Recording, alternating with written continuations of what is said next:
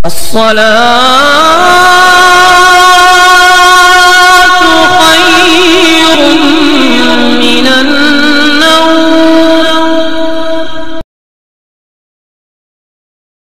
کہ جب حضرت عثمان غنی رضی اللہ تعالیٰ عنہ کا ان کی شہادت ہوئی، اس کی ابتدا یہ ہے کہ حضرت عثمان غنی رضی اللہ تعالیٰ عنہ بنی امیہ سے تھے، جو ایک فیملی، ایک قبیلہ. تو حضرت عثمان غنی رضی اللہ تعالیٰ عنہ کے زمانے میں دمشق اور شام کے والی گورنر حضرت امیر معاویہ تھے. حضرت عثمان غنی رضی اللہ تعالیٰ عنہ کی شہادت اتنی اندھوناک تھی کہ ہم یہ تو قصہ بیان کرتے کہ امام حسین کو 10 دن پانی نہیں دیا گیا، آپ یہ بھی تو بیان کریں کہ حضرت عثمان غنی پر 40 دن پانی بند کیا گیا.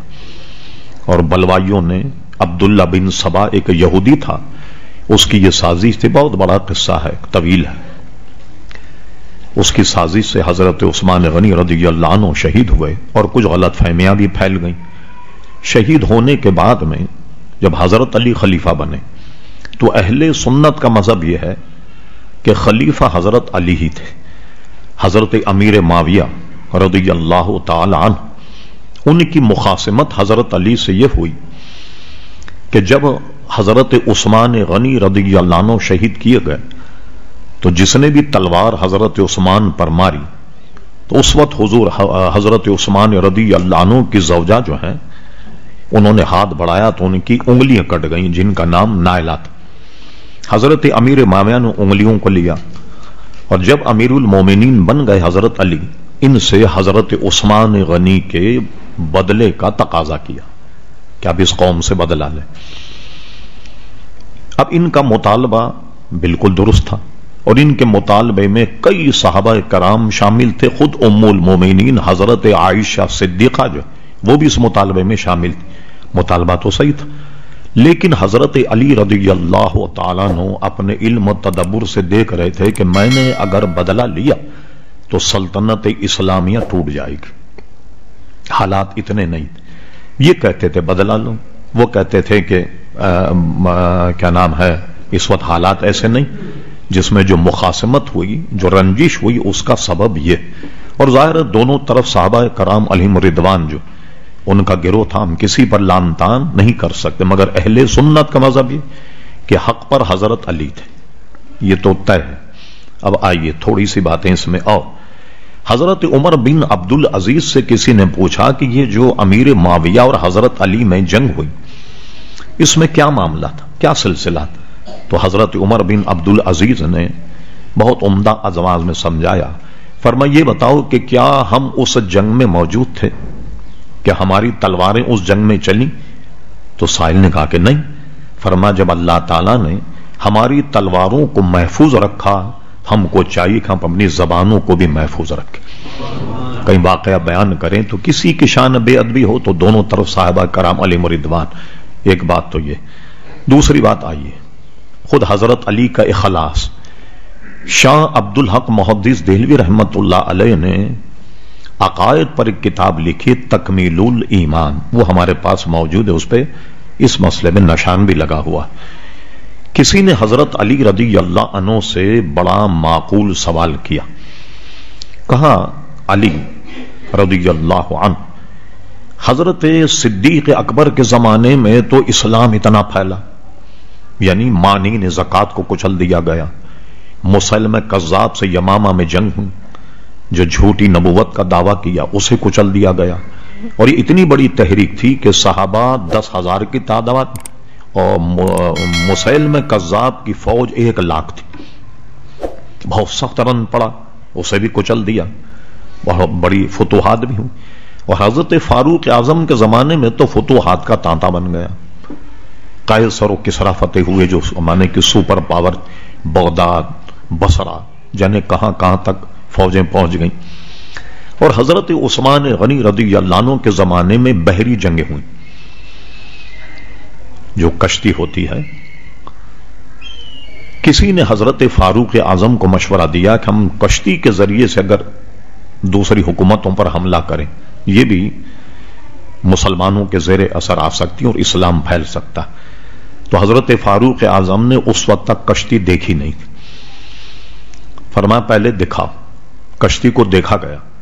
اس پر چل کر حضرت فاروق اعظم نے جب اس کے معاملات کو دیکھا فرمایا نہیں، میں اس میں جنگ کی اجازت اس لیے نہیں دیتا کہ اس میں مجھے خطرہ زیادہ لگتا ہے، فائدہ کم. نہیں ہوئی جنگ.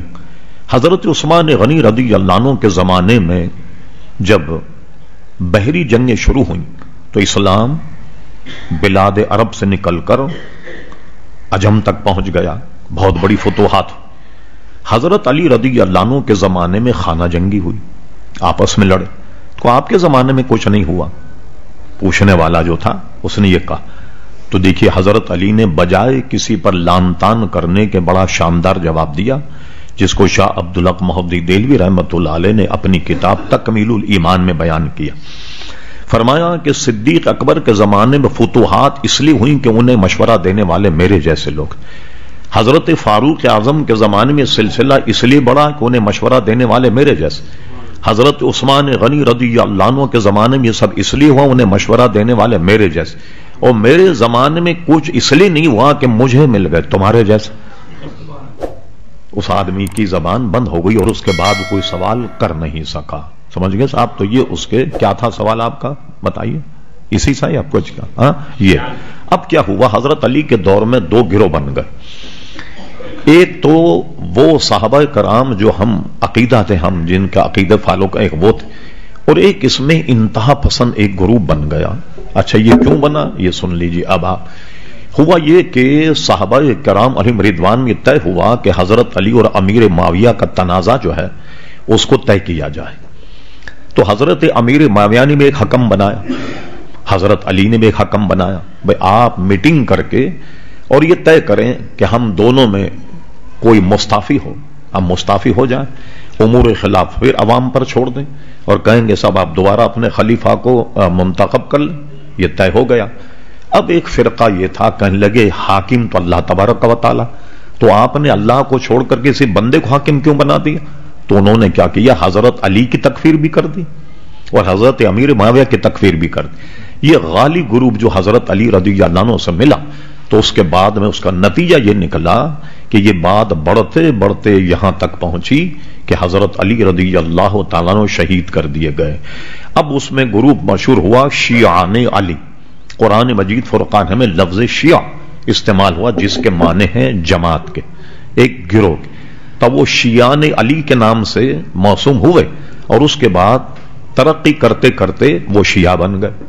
یا وہ جب صحابہ کرام علیہم رضوان پر تبرہ کرنے لگے تو ان کو پھر رافضی کہا جانے لگا. اب میں آپ کو آسان طریقے سے سمجھاتا ہوں. کہتے ہیں اکبر کے دور میں ایک بہت بڑا مجتہد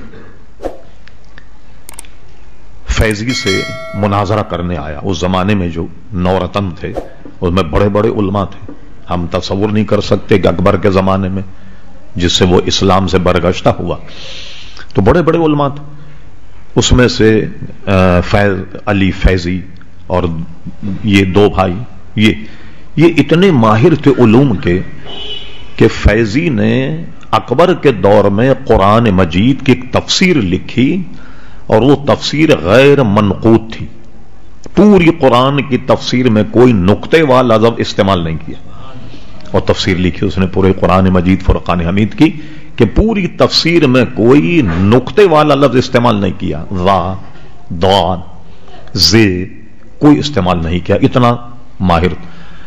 خیر وہ مجتہد صاحب آئے تو فیضی نے سوچا کہ یہ لمبا چوڑا مناظرہ کرنے میں تو وقت بھی لگے گا، پتہ نہیں بادشاہ کی سمجھ میں آئی یا نہیں. اس نے کیا شرارت کی کہ ایک طرح سے یا ایک حکمت عملی کہیے کہ شاہی دربار میں جب مناظرے کے لیے پہنچا تو جوتے بغل میں دبا کر آ. شیعہ مناظر بھی کھڑا ہوا.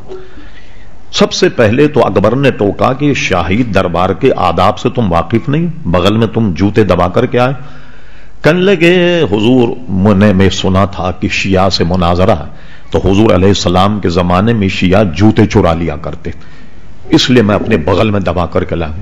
تو شیعہ مولانا کا جھوٹ جھوٹ، حضور کے زمانے میں تو شیعہ تھے ہی نہیں تو کون جوتے چراتا.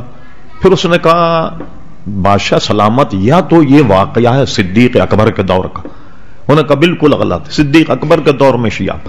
پھر اس نے کہا تم ہو سکتا مجھ سے غلطی ہو گئی، یہ واقعہ شاید پہ فاروق اعظم کے دور کا.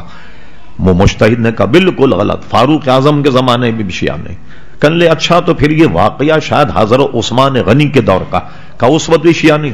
تو انہوں نے کہا بھائی جب حضور کے زمانے میں نہیں تھے، ابو بکر صدیق کے زمانے میں نہیں تھے، فاروق اعظم کے زمانے عثمان، تو اب کہاں سے آ گئے؟ تو مطلب یہ ہوا کہ وہ ایک نیا فرقہ، ایک نیا طبقہ.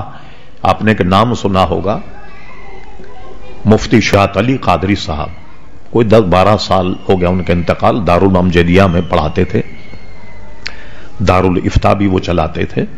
تو انہوں نے 13ویں صدی کے علماء پر، جو سندھ کے ان کے مشائخ اور علماء پر پی ایچ ڈی کیا.